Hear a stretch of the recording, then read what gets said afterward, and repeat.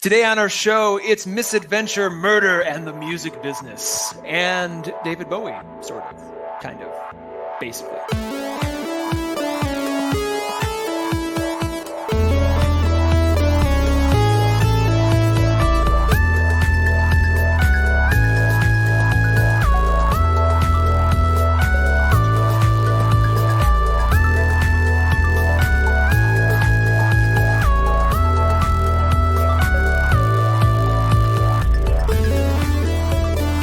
Welcome to Panelism, a podcast where we talk about the comic books and graphic novels worth having on your shelf. I'm Todd A. Taylor Trask. Hey. Hello. What's going on? I was going to say my name was Ray Bloody Purchase and just see which of our listeners got the reference. If you did, or if you do, and you watch Toast of London, shout us out. I was talking about Toast of London with Todd prior to recording, so I just wanted to throw that in there in case anybody out there's a Matt Berry fan. Yes. Anyway, who we clarified is not who I thought it was. I don't know who you thought it was. I'd heard the word bald albino, and I'm like, what? The guy from Doctor Who. That's Matt Berry, the guy from Doctor Who. Yeah, what's his name? Matt Smith? You mean? No, the bald guy. The bald guy from Doctor Who. Newer Doctor Who? Not the current one. But oh my God! Yes. What's his name? He was also in Portlandia. Hang on, Jesus Christ! And Bridesmaids. Yeah, Matt. It's Matthew something. Matt Lucas is who you're talking about. Yep. Okay, that's it. Cleared that up. Yes. No, Woo! that is. All He is right. also funny. And yes, he is basically a bald albino. So, learn something new. Anyway. Yeah. I believe it's alopecia, but alopecia, yes. Yeah. Apologies. Yeah. Yeah.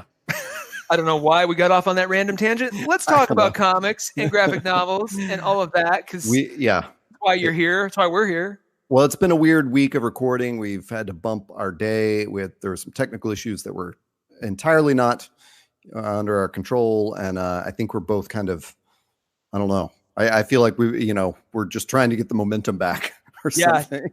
Don't hide. It feels a little bumpy right now. Don't hide the blame. It's Google Hangouts screwed us. YouTube screwed us. Man, can I tell you my theory on what happened? Yeah, go ahead. I'm wondering if they tried to switch over to the new Creator Studio. And it fudged their Huggies because no, it's not. I can't remember where that came from. Their Huggies. I can't. But when I logged in, I had the same experience you did, which was like that Creator Studio Classic wasn't there. And for those of you not familiar with this new YouTube Studio is, I mean, it's not awful. Like it looks better, but the features that you were used to finding in the same place are just not there. It's like when Apple went from Final Cut Pro to Final Cut X, which was the greatest disaster, debacle, disappointment in all of software history. Google has made it their mission to top every stupid mistake made by Microsoft and Apple. I just got a notice today that I do not understand something about Google Photos is no longer going to upload to Google Drive. Don't worry, your photos are safe. And I'm like, well, what the hell does that mean, dude? Oh, I know. I actually saw that in an article earlier. It previously, I don't know if you ever noticed this, but Google Photos used to be separate. No, it always was separate, but it would create a drive in your drive structure. Right. That I think said Google Photos, but every photo was just in there completely indiscriminately. So it wasn't like it was for retaining your folder structure, your album structure. If you had 10,000 photos, every 10,000 of them were in a single Google Drive backup folder. I never quite understood what purpose it served, other than maybe that's where the account is storing everything. But they fixed that. Yeah. Then they made it like a folder within your drive called Google Photos, and the metadata worked, and then you got year folders within that. I never got that. I never got the year folders. I got that. So now I don't understand what this thing means. Plus, I don't even use it anymore. I mean, I do use it, but I use the product called Google One. So what the fuck is the difference, man? I was trying so hard not to swear. It does feel a lot like Google has, I mean, don't get me wrong. I love my Pixel. It's the greatest phone I've ever owned. But I do feel like this is definitely them becoming Apple in all ways. Like they've adopted Apple's design aesthetic, they've adopted their packaging, their product quality, and yes, they've adopted Apple's like shenanigans and just nonsense of software releases and updates. Like just this idea right now that iTunes, I mean, yes, finally iTunes is going away, but it's being replaced by Apple Music, podcasts, and then TV. Wait, but not three different apps? Yeah. That's how it was there. But they're not doing this for any Windows user. You still get to use the same old bloated iTunes. Like any, fuck? Yeah, they're not making it consistent at all. So it's just like, oh boy. No one can learn. Anyway, let's talk about books, man. I know we'll have to have what did we call it when we did that? The Techtivus, the airing of grievances against the tech companies. We'll have to have another episode of those.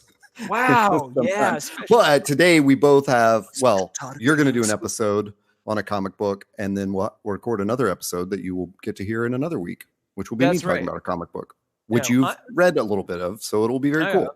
Yeah, we'll teaser on that one. Yeah, listen in. I may disagree with Todd. We'll see. Well, we'll see what Todd says. This week, I am reviewing what's essentially it will be a trade paperback in July. The series has just concluded its first arc, literally yesterday, which is interesting. We were going to record this on Tuesday, and I would have not had the final issue 6 yet. Oh, I perfect. Pretty much knew where it was going. So now I've completed it. So you can definitely get all these single issues, but the trade's coming. It's a little series on Image, of course. Most of my picks are that came out earlier this year. I sort of kind of accidentally came into it, and I'm so glad I did. It's called Gunning for Hits, and it's interesting little background. It's written by Jeff Rougvie. I think that's how you pronounce his name, Rougvie. Let's just say it's Rougvie or Rougvie, but I'll say Rougvie. He is. Strangely enough, he worked in the music business for a long period of time. Actually worked with David Bowie. He wrote this series. I'm going to come back and we'll talk more about him. You should mention right there what drew you to the first issue you picked up.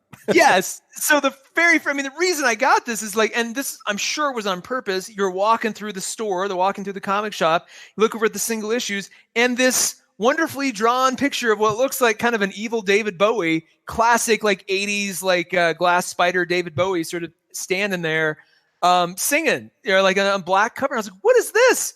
It's Gunning for Hits. What an interesting title. You pick up the issue, flip through it, and I was sort of captivated by this thing. Like, well, let's see where this goes.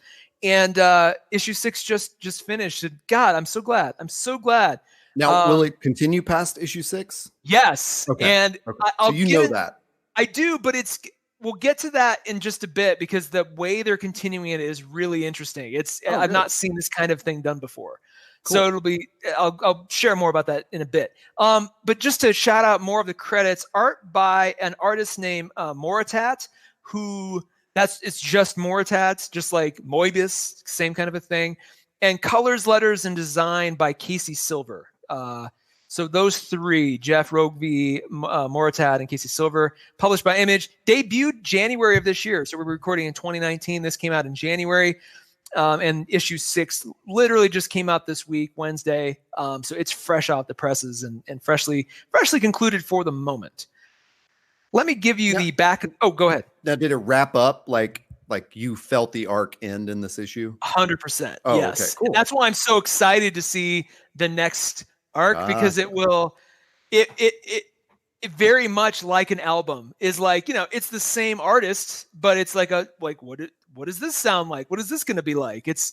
I'll get to that. I don't want to spoil that just yet. And by the way, this will be a spoiler filled discussion. So if you haven't read it and you're sensitive to that, maybe put this on pause. If you don't care, I'm not going to spoil it a lot, but I'm going to definitely talk about the ending and talk about some crucial plot points a little in depth because I think it really sells the book to anybody who's interested.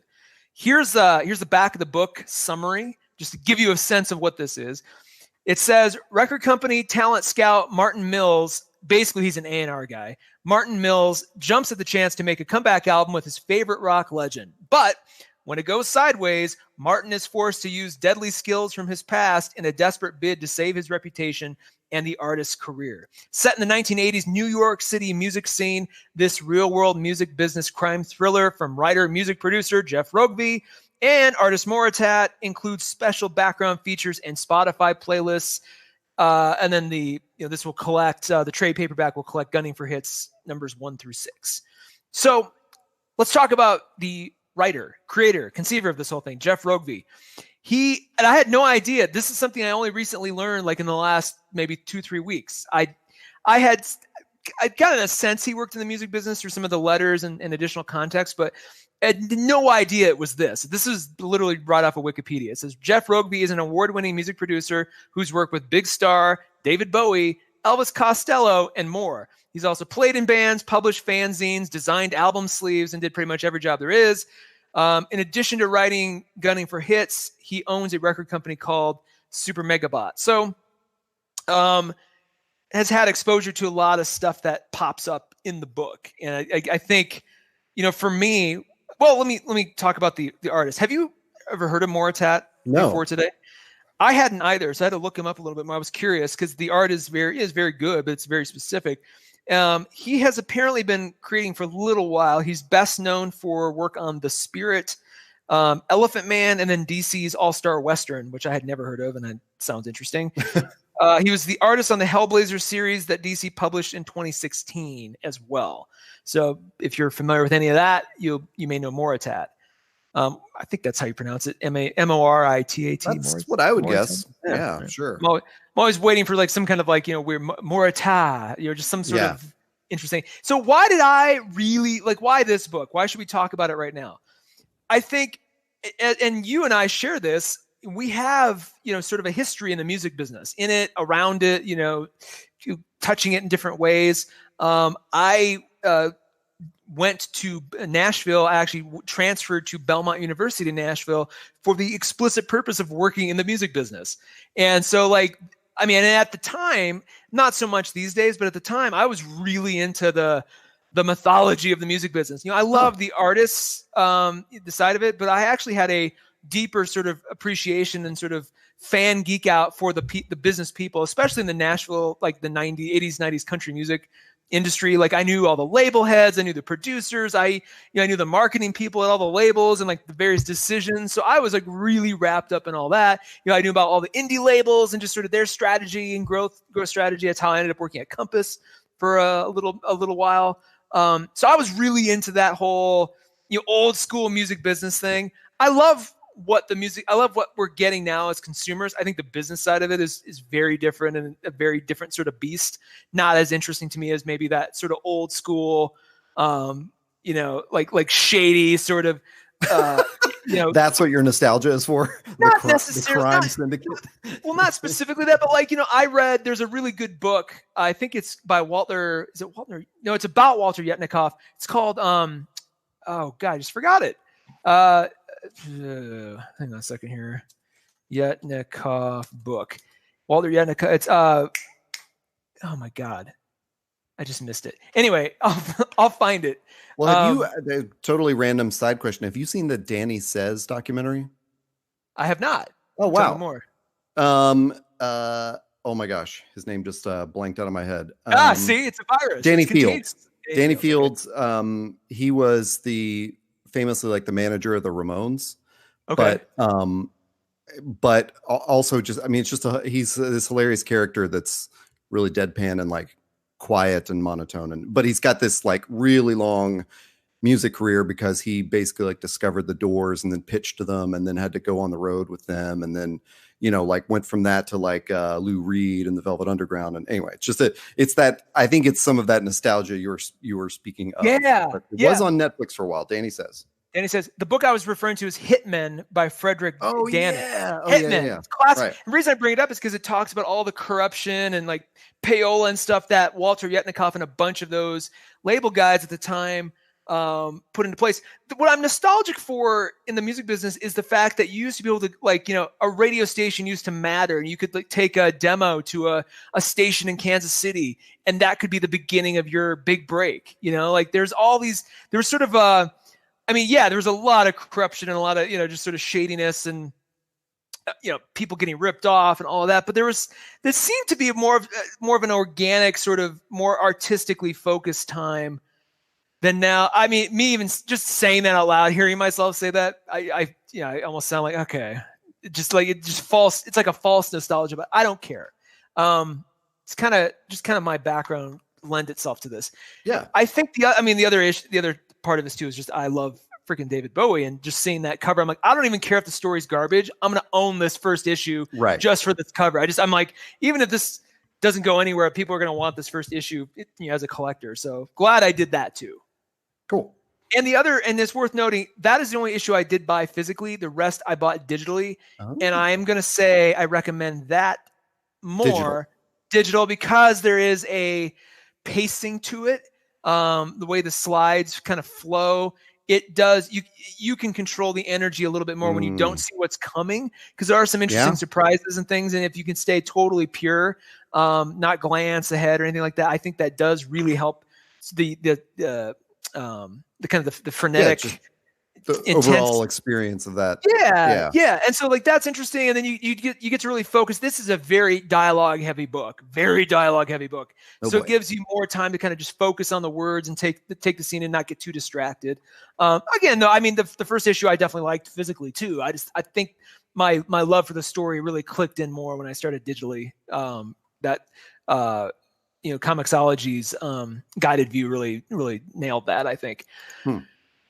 So let's talk about the story real quick. Martin Mills is our main character. He, talks, but also talks to you, the reader, which is kind of fun. Does a lot of his own. Yeah, I would imagine. Feels a lot like what's that DiCaprio movie recently where he plays the Wolf of Wall Street. Wolf of Wall Street. There's very much a Wolf of Wall Street kind of vibe to this, where like you'll hear his narration, then you'll literally see him saying the words as he enters the scene, and then starts acting in the scene. So it's it's breaking third wall, fourth wall, like all of it. It's kind of got that vibe to it, which is great because he's very much a swashbuckling kind of character. In a lot the same way like Billy Bean, the way Brad Pitt played Billy Bean in Moneyball, just where it's kind of like this effervescent, carefree attitude, and just sort of like, I'm just gonna, I'm that kind of streetwise, make my own destiny kind of guy. Like, again, that's going back to the nostalgia. I feel like the music business used to be more of that, and I'm sure I'm wrong. There's plenty of that now, but just that sort of felt more tangible. Anyway, he's classic A&R guy at a major label in New York City, but the twist here is he's actually former kind of black ops mercenary guy. Okay. And so he has, quote unquote, a certain set of skills that he can deploy to get what he needs. And in this case, he uses his skills to basically help his artists get better deals, get on the radio. He intimidates the hell out of people physically. But at the same time, he's just got this, he's not like Jean-Claude Van Damme running around New York. He's much more just like this kind of carefree dude wheeling and dealing. And he can also assassinate you if he wants to. So he's got that. It's really fun watching this guy. I'm curious about that. Like, that's such an interesting perspective. So I'm curious to see how this turns out, how that fits into this sort of crime thriller, because especially from like a punk rock background, like the A&R guy is like the enemy basically, so like that's the industry slime ball that you have to deal with just to like make a living. And so I'm wondering how much Rugvi or whatever, like what his perspective on it was, since he was on that side of the business, he's like, is this the hero? Is Martin Mills the hero? No. He is, he's very much like a Deadpool, like he's just completely, what's the D&D term for like chaotic? Is it chaotic neutral? It could be chaotic evil. He's not evil though either. He's because he does some good things, but it's all purely opportunistic. Purely opportunistic. Like, and there's a band I'll talk about in a second that the whole thing opens up with him negotiating their deal, and he's trying to take them for all they're worth. And then while he's doing the deal, he'll say some like vague legal jargon to the band, and then he'll turn to the reader and go, what I'm really doing is screwing them 10 years down the road when they're contracting. Right. Like he's completely, and in fact, I think the best part about this is it was written from somebody's perspective who has seen all of this. Like, I mean, I recognize certain bits that I'm like, man, if he actually hadn't been in the business, he wouldn't know to put this particular flourish or sort of character on something. So like that was really cool. Having been inside it myself, I'm like, oh, I recognize that. Like even if it's like a throwaway scene, like he'll have like the roadies say something where I'm like, oh, only somebody who's worked with roadies would know that. Just like little things and sometimes major things. The band I was talking about is a band called Stunted Growth. And it's like that classic 80s indie band from the Midwest that you just imagine any of that, getting caught up in the whole hype and glamour of the music business. So they start off very pure and punk rock, and the manager is dating the lead singer, as you do. And so this whole thing kind of starts with them and Martin's relationship. And the third main character in all this is a character called Brian Slade. And Brian Slade is who you see on the cover of issue 1. And Brian Slade is also, in every possible way, a stand-in for David Bowie. Like, he's drawn just like him. He has, even by the end of the series, he has different colored eyes. Like, the whole thing, it's goddamn David Bowie, right? I don't know why he didn't just call him David Bowie. Why not? Why invent this Brian Slade pseudonym? It's interesting that he makes it as deliberate as he can in everything but the name. So I'm not sure if it just, he didn't want to, if he thought he was going to get sued. I don't know why. Like it's all obviously, there's no, I can't phrase this without it sounding like a gotcha moment or something. But it's not like I knew this going in. I was just very curious about that. But Brian Slade is the name of the David Bowie stand-in Velvet Goldmine. Wow. Ewan McGregor. I had no idea. That's a crazy pull. Yeah. So Holy I wonder shit. if Rugvi was like referencing that. Yeah. Like I mean, it had to be a nod to it. He's like, I'm such a fan. Watch this. Oh yeah. God. If that's really it, if it's more that, like just a really fun, creative meta reference, I'm now totally on board with that. Cause he does make the character a little bit of a dick. Maybe that's also why he's like, yeah, this isn't really Bowie. I don't want people to think that this was how he was. So if I change the name, then it will at least be clear that like, hey, look, this is more of a caricature of David Bowie, not actually David. That makes sense now, especially knowing that this was a reference from that movie. All right. Weird. So Martin Mills, the A&R guy, Stunted Growth, the band, and Brian Slade as the sort of megastar. And they clearly time it to the actual Bowie's career where I think the Just Dance album had happened, but then he was kind of in this rough patch, and was looking for something else.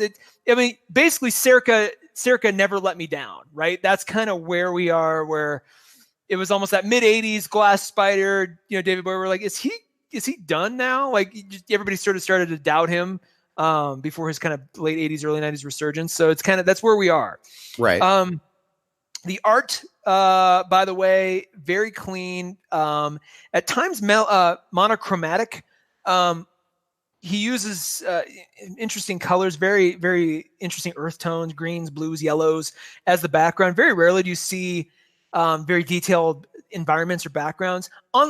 Very opposite of the White Knight series, where every panel that they can show off Gotham in some interesting stylistic way, they do it. Which I love. This is the opposite. It's very much highlighting sort of the digital nature of the story, really focusing on, again, a lot of panels are just chock full of dialogue. So that's probably the other reason. It just gives your eye something to focus on. But that was kind of interesting. Use of pastels, kind of a muted palette. It's largely interesting because when I listening to your what you were saying about this, I was thinking like, well, I wonder, like, is it specifically sort of a glam take on a crime noir genre? That's just it. That's what I thought. Okay. I was thinking, after seeing the cover, it's a little disassociative because you're like, wow, I'm thinking this will be hyper stylized, right? That neon pink, neon blue sort of very, 80s, and not at all. Like the art looks like it could have come from like a 1940s like magazine or like newspaper, like, oh, this is the weekly, which was interesting. So like when they actually show Brian Slade, like he's drawn almost, like in those old school Hollywood restaurants where like the caricature drawings of all the actors were on the walls of like, sure. It's a lot like that. Imagine David Bowie drawn like that, and you'll have kind of the look and the feel of this. So it's interesting. Like there's little teeny touches of 80s here and there, but if you didn't know that, this could easily have just been, a gangster in the 40s. Well, that's noir, Yeah. I mean, yeah. So, I wondered if the pastels were sort of subbing in for black and white. No, I mean, I was expecting, if you've ever played Grand Theft Auto Vice City, you've seen any of the promotional art or graphics or that, that's what I was expecting, where it kind of looked like, and no, this is not that at all. Okay. That makes sense. It's so weird. I made this association in my mind because we, on our episode number 76, I talked to PJ Perez about a book that he published. He wasn't the creator, called San Hannibal, and it's a noir thriller, and it has it's all blacks and pastels. Mm-hmm. And so when I saw this, I just made that association, but this definitely the drawing style is totally different. It's just I don't know. That's a really arresting, color scheme, Well, and I'm just going back through some of the older issues.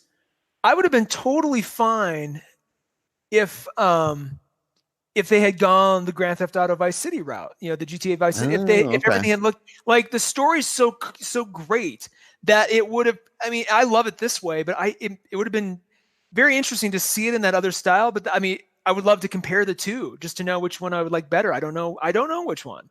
I think you can do the noir style in Vice City aesthetic. Yeah. And by a Vice City aesthetic, just go look up any of the Vice City stories, cover art. It's just you'll know it when you see it. It looks a lot like Archer. Exactly. Archer's done. Yeah, that sort of very thick, bold lines and stark shadows and all that kind of stuff. Anyway, so that's the art. And again, the grid structure, very traditional in that sense, and just packed with dialogue. It almost kind of became a Hickman book at some point, because it's just you'd see just pages that the characters are almost poking their heads around the dialogue bubbles just to be seen. There was so much dialogue. Poking their heads around the dialogue bubbles. I mean, not intentionally, but they close enough. Wow. I wonder how that is to work with a writer who's written so many words, and then, you only have so much panel. How do you draw the panel to leave room for something like that? Yeah, they relied heavily on just traditional 9 grid, 9 grid, 15 grid. I mean, they play around with it a little bit. They do some cool things with, they'll show a skyscraper, and then they'll have the skyscraper and filling the entire full left column, like an iconic New York building. And on the right side, it's the characters in that building, and there's much, tinier panels. So it's 3, 6, 9, like a 12 grid system to the right. So, and then you'll flip the page and it'll be a different set of buildings with a different set. So you can kind of get a sense of, just the space and time that they're in. That was kind of cool. Otherwise, it's very traditional. I don't know I don't remember you mentioning this, but is it based in New York City? Yes, largely in New York City. I don't know if they ever leave New York. They talk about, Martin Mills does go to Japan for a hot second. But largely this is a New York story. Okay. Now, as the story goes, he's trying to sign this band, Stunted Growth. That's what opens us up. Yeah, that's the band name. It's. I just, I'm sure that's some reference to something else that I'm just not picking up yet. But he's trying to sign this band. Billy, the lead singer, is absolutely in love with Brian Slade. Imagine early Bowie. That's who this kid sort of idolizes. So Martin Mills, the A&R guy, is trying to sign them. At the same time, he just signed David Slade to a horribly leveraged deal, like one of the highest amounts an artist has been paid. And his last album didn't do that well. And he doesn't have anything going on right now. All the stuff he's recorded is just garbage. And he thinks that if he can pair both of these, if he can pair Brian Slade with this band, with Billy and Stunted Growth, because Billy's writing some amazing songs, and maybe those two can collaborate. It'll fire up David Slade, to make better music. Billy will have this mentor character, and everybody will sort of win. Martin's boss, Martin kind of carved out this special place for himself at the record label, where he gets to have his own office outside of the corporate headquarters. He basically gets to go over his boss at any time, and his boss is constantly trying to sabotage him. But Martin is so smart that it's one of those things. So trying to do all this. As time goes on, it becomes clear that David Slade is just trying to absolutely take all the creative sort of assets away from the band. He's having these weird late night sessions where he's either stealing songs from Billy or trying to corrupt him and get him to be his little puppet, and all manipulating him in a really shitty way. There's this interesting moment where they're recording late at night, and like Martin Mills gets a call. He's like, "You got to get down here. It's just shit. They're just none of it's good." And he gets there, and Billy's in like the room playing his guitar, and David Slade's with him playing saxophone, and like it's just awful. And everybody, like, it's really funny. They all bitch about the fact that David Slade pulls out his saxophone. It's the worst thing ever, which is so funny because I mean, like, just imagine all those things. David Bowie was once known for playing saxophone. Was he? This is a thing he used to do in the early '80s. And it's like, oh, don't do that, David. Like there's the reason he stopped, right? So I think I've called him David Slade a few times. You know who I'm talking about. David Slade, Bowie, Brian. Yeah, it's all the same thing.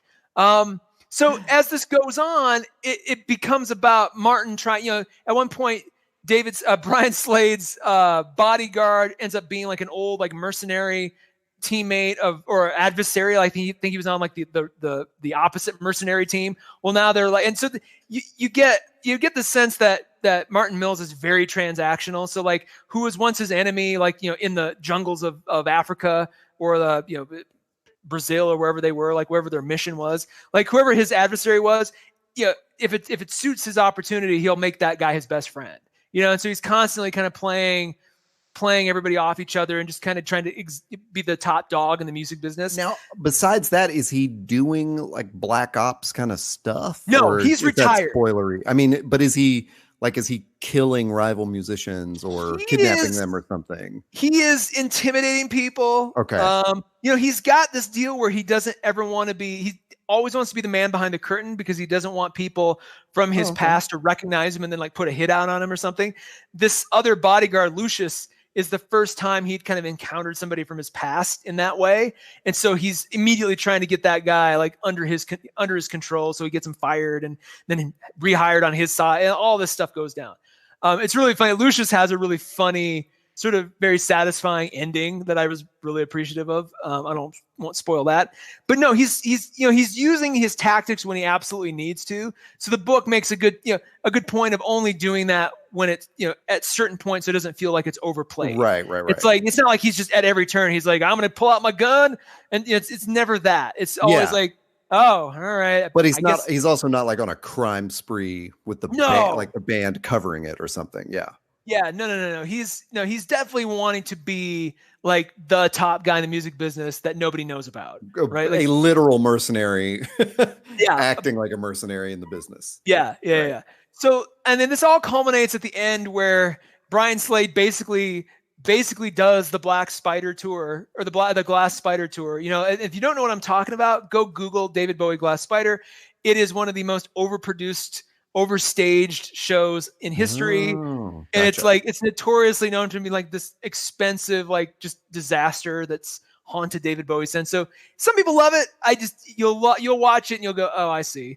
And this was after, he was doing really interesting stuff on stage, but very minimalist. So it had a much greater impact. This is just indulgence to the extreme. So it ends at that concert and it has a really fun kind of climactic event that tidies up really nicely. It's very shocking. There's a really shocking twist that they telegraph, but then you're like, oh Jesus, they actually did it. And you're like, okay.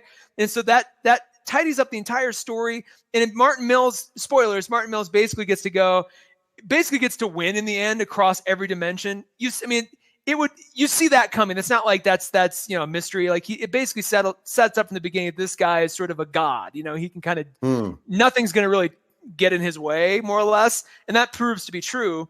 But it ends in this beautiful way where it caps the story, and he talks about in kind of his final monologue, he talks about having a friend in LA who's getting into the gangster rap scene. And he's like, I think I might go try that out. So it's like he's kind of ascended to the top of the ladder in this situation, and he's like closing the chapter on this 80s, glam rock kind of thing. And now he's going to do the gangster rap scene in like 1988, when this is like, really taking off. So it'll be really fun to see the next chapter, him in Los Angeles instead of New York, doing, taking his mercenary skills into the gangster rap world. Like it'll just elevate everything, I think, another notch.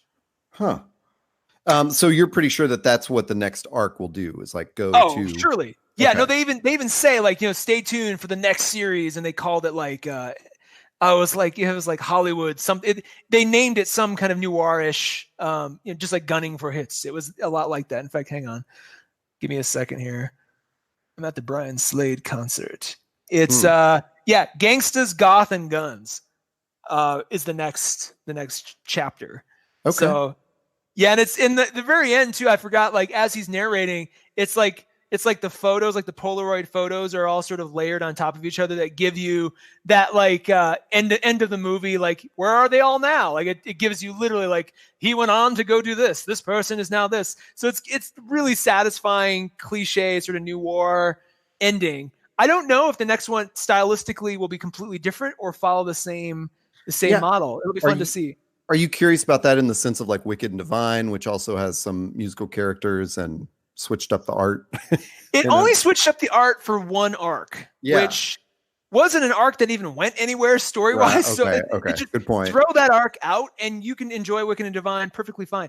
I think that was just, it was like, let's take a break, but everything's going to suffer. So why would they shouldn't have even bothered anyway. Yeah. It also sounds like what we were talking about several episodes ago, when I reviewed Black Canary. It sounds like this is someone who actually knew how the music business worked and wrote a book like with that manager figure, being like the mercenary background in mind. Like has the background, so he's applying the strategies he learned that way to the music business. Whereas in Black Canary, there was this goofy thing where they kept alluding to her past that nobody knew about. Mm-hmm. Yep. It's like, yeah, she was a superhero. Yep. Yeah. So you had already mentioned that you recommend the digital view. Is it and that trade paperback will come out in July? Are they all like free to borrow on Comixology right now, or is it still you're buying single issues? Buying single issues, I believe, for now. I think that maybe that'll change. Comixology seems to have good image series pretty quick. It's almost like that's the cable TV of the release schedule. If a movie, if cable TV or streaming is the last place a theatrically released movie appears, I think Comixology is kind of the same thing, where it's like it'll be here, then it'll be physical, then it'll be digital, and now it'll finally appear here. That's interesting because I was talking to another friend about reading single issues, and I was saying I mostly just read trades. There's a few that I pick up physical single issues, and he actually reads like all single issues online, like through Comixology or something. And I never really put it together, but if you're buying the single issues on Comixology, it's basically going to average out to about a trade paperback cost, and you can get them all at once. Whereas if you go to your local comic book store right now, it's not that likely that they'll have all 6 issues. Yeah, because but still support your local comic store. Please do. Yes. Ask them what the next Gunning for Hits will be. Jump in on that series as it starts. Well, that's a good point, because some shops will not. I mean, they may not do an advance order on the next arc if they're not interested. If you don't ask for it. Like sometimes, strangely enough, much like radio stations used to be, you could call in and say, "Hey, I really like this song. Could you play it?" And they often would, it's like, yeah, okay, sure. I mean, those were the days. And so like comic shops still have some of that too, where it's like, hey, I really like this. You guys should get it in. And chances are, if you're passionate enough about it or generate enough interest, they will try it out. That's there we can combine our endorsements. Go to Comixology, check out some issues of this, and then go to your local comic book store and say, I want number 7 when it comes out. And get on that list so that this book will keep being made. One other thing I wanted to throw out, shout out, well, 2 other things. The letters section at the end, the actual commentary, really thorough. Rokeby's got some essays at the end of each issue, and some of them take on a different flavor depending on what the issue is about. He mixes it up stylistically, which is kind of fun, but talks a lot about like the music he's listening to when he's writing this and who he feels each band represents, or like different things from the music business that he knows. Like he gives this amazing context, and it is probably one of the best director's commentaries I've seen in an issue. Usually you got to wait for the trade paperback or the collected omnibus or something to get like something this thorough. He's doing it in every issue, which is awesome. Wow. Almost makes you wonder if he's like, hey, this may be the only time I ever get to do this, so I'm just going to put everything out there. And it's so cool. So I hope if he gets to series 2, which I think he is, I think this is selling pretty well, he, really keeps that going. And then on top of all that, he's writing an issue, which takes a long time. He's writing all this commentary, and he's curating a Spotify playlist that changed each month based on the content of the issue. So that was kind of fun to like just follow along on the Spotify playlist and have this truly immersive experience where you could get the book, you could read his commentary, listen to the playlist. I think he had a Martin Mills Twitter account for a hot second. Oh my gosh. Probably dropped that. That was probably too much to have to deal with all at the same time. But maybe he brings that as he gets to the rap stuff. I don't know. Who knows? But that was really fun to see. So I'm always looking for newer, more immersive ways to do comics content. So this was fun to get into. Yeah, it like knowing that they put that much stuff into single issues, what could they put in a collected edition? Like that makes me, kind of like curious about, wow, they've got a trade paperback coming out. They've probably come up with a bunch of alternate art and other things to stuff it full. Yeah. Oh, well, the trade paperback is using the cover from issue 6, which is a really awesome cover. I almost kind of wish they had done a different design given the content. Like they could have done a really cool, like an album cover look design or something. Yeah. Oh, speaking of, I just have to shout out real quick. There's a part in there when Brian Slade's new album's coming out that Martin Mills' label's putting out. They show Martin Mills goes to the management to kind of check in. They're like, and they're given complete creative control, so they get to design the album cover and everything. And his manager shows Martin Mills, and it looks almost exactly like the Never Let Me Down album cover from 1984 or 5, whenever that was. Very, very similar. They adjust a few things, but like it's very clear that they were. This whole album was going to be basically a 1984, Never Let Me Down montage. I just wish the trade paperback had it's cool. It's very noir-ish if you look at the cover. I really hope when they do kind of like if they package all this together, they do some kind of cool hardcover or box set release. Maybe if he does this one, and maybe if he does like a third arc where he goes to Nashville. Jesus, could you imagine that? Think about this. Oh, dude. Oh my God. So starts, mid 80s. The next one will be late 80s gangster rap / goth. It sounds like he was adding in there. And if you go in the chronology of how sort of music became popular, the next big wave where you could really make a name for yourself was Nashville in the early 90s. Dude, he might do country music as the third arc. That could be amazing. So imagine having that like collected in a really cool slipcase or something that looks like a vinyl collection. Or they could do really cool stuff with this release. Yeah, I'm intrigued. It's always interesting when we follow on a book that is not sci-fi superheroes or some sort of fantasy, Yeah, that's really.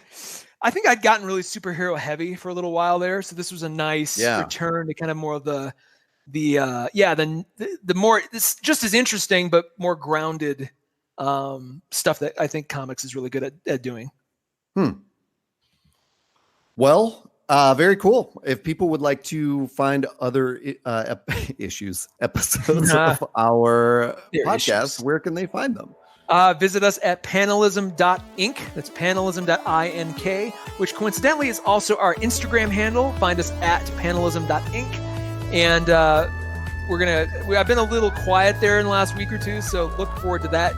I can only assume that you're going to post some art from this book on Instagram. Yes, I am. Yeah. You will see art from this book, and probably we should just make a Gunning for Hits weekend and just do. Oh my God, that could be there could be a lot of fun. Just all the David Bowie cutouts alone. Yeah, could just be really fun. I should just do a montage of those as opposed to and just see. So yeah, check us out there. You can also find other podcasts that we do at panelism.inc and panelism.network and all of those places. So check us out. Cool. Well, I will talk to you on our next episode.